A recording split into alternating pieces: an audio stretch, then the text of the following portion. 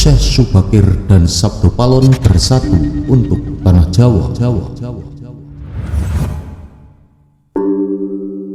Kisah latar belakang tanah Jawa tidak terlepas dari perjanjian Syekh Subakir yang merupakan sosok leluhur Islam dengan Sabdo Palon yang merupakan danyang dari tanah Jawa.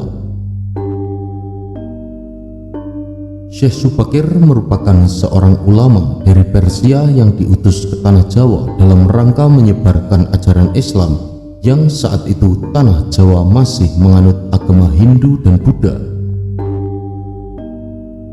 Sedangkan Sabdo Palon sendiri adalah tokoh legendaris yang dianggap sebagai pandita dan penasihat Brawijaya V, penguasa terakhir yang beragama Buddha dari kerajaan Mojopahit di tanah Jawa. Dalam kisah yang beredar di masyarakat, Syekh Subakir dan Sabdo Palon memiliki perjanjian untuk mempersatukan tanah Jawa dengan agama Islam, yang mana perjanjian tersebut akhirnya berhasil. Banyak orang yang memiliki kemampuan khusus atau paham sejarah kejawen membahas mengenai hal tersebut. Salah satunya adalah seorang indigo bernama Gus Robin. Dilansir dari kanal YouTube Ekspedisi Alam Lain, dalam salah satu video unggahannya memperlihatkan seorang indigo Gus Robin yang menjelaskan keterkaitan Syekh Subakir dengan Sabdo Palon. Gus Robin menjelaskan bahwa sejarah dari hubungan antara Syekh Subakir dan Sabdo Palon saat itu bermula dari pertarungan keduanya sama-sama sakti yang pada akhirnya terciptalah sebuah perjanjian. Sabdo Palon pernah melawan Syekh Subakir kurang lebih 30 hari, hampir 40 hari perlawanan keduanya siang dan malam, sama-sama sakti. Sabdo Palon dulu dikenal sebagai penguasa jagat lelembut di tanah Jawa, ujar Gus Robin. Dia adalah penguasa bangsa-bangsa jin. Tidak ada yang berani pada Sabdo Palon. Memang saktinya luar biasa hingga Syekh Subakir menghadapinya. Tidak ada yang menang, tidak ada yang kalah, sama-sama kewalahan hingga berhenti bertarung dan melakukan suatu perjanjian, tambah Gus Robin. Gus Robin menjelaskan isi dari perjanjian tersebut, yang mana seperti legenda yang beredar di masyarakat bahwa perjanjian tersebut yang menjadi kunci masuknya Islam di tanah Jawa.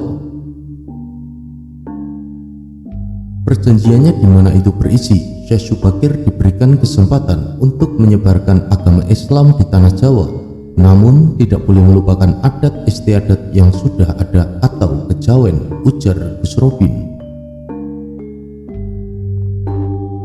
Gus Robin juga menjelaskan bahwa sesungguhnya di antara kedua pihak pada akhirnya saling membantu dan mendukung untuk persatuan di tanah Jawa antara budaya asli dan agama Islam. Gus Robin juga mengatakan bahwa keduanya harus saling menghormati, saling menjaga dan tidak saling melupakan atau merendahkan. Tanah Jawa memiliki budaya dan Islam yang saling menguatkan. Lalu bagaimana kisah yang beredar pada tutur tua dari tanah Jawa?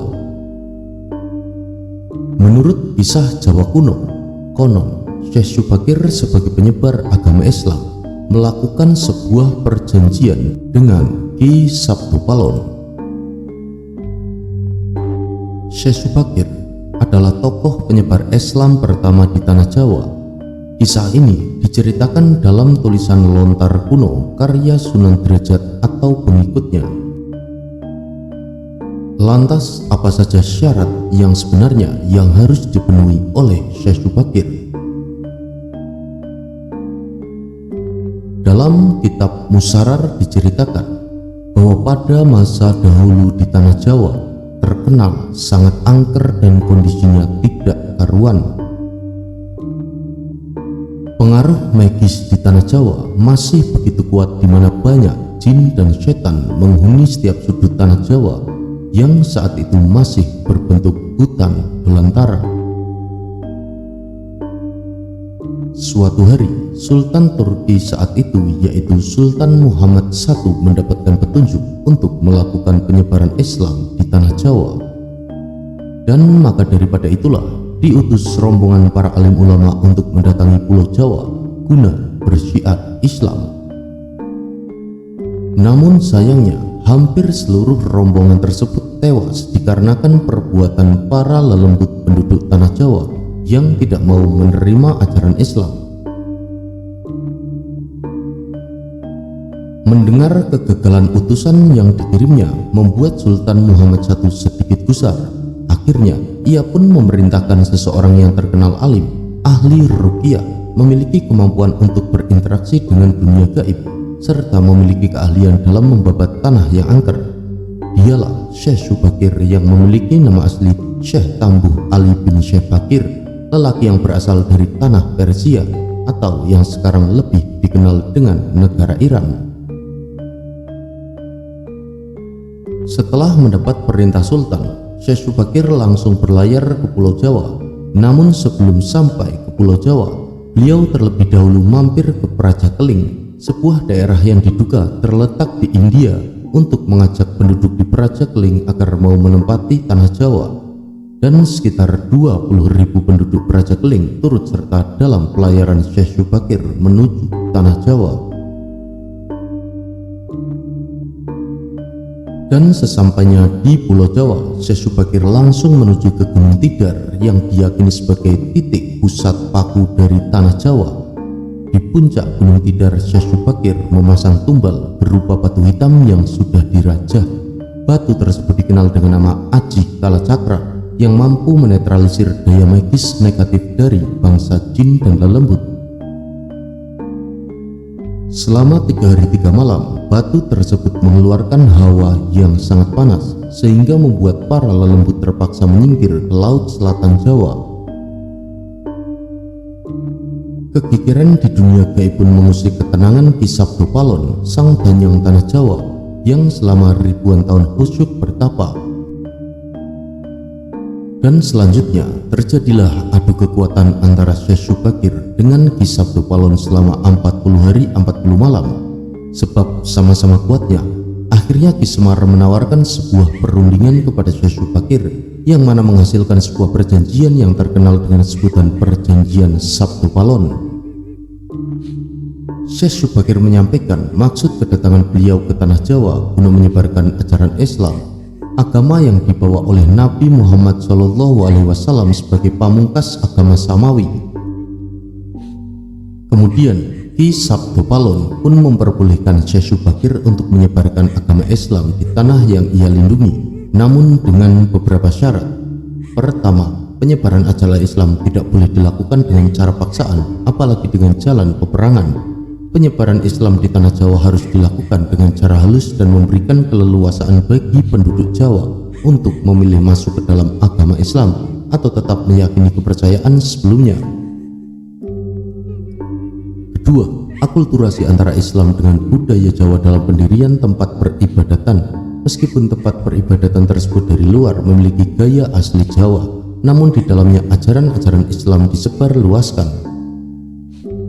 Ketiga, kerajaan Islam diperbolehkan berdiri di tanah Jawa, tapi raja pertama haruslah anak campuran. Maksudnya orang tua sang raja memiliki campuran agama, jika bapak Hindu, ibu Islam, sebaliknya jika bapak Islam, ibu Hindu. Dan yang terakhir, keempat adalah tidak boleh mengubah orang Jawa menjadi orang yang kearab-araban. Biarkanlah padi tetap ditanam di sawah dan kurma tetap ditanam di padang pasir. Orang Jawa harus tetap menjadi Jawa dengan segala budi pekerti dan kepribadian asli orang Jawa. Jika orang Jawa sampai hilang Jawanya, 500 tahun lagi Ki Sabdo Palon berjanji akan muncul lagi dengan membuat goro-goro dan menagih janji. Demikianlah wacana singkat kali ini, sedulur-sedulurku. Terima kasih telah menyimak dan jangan lupa untuk bisa meninggalkan jejak-jejak di kolom komentar. Mugi rahayu, sakum dumadi.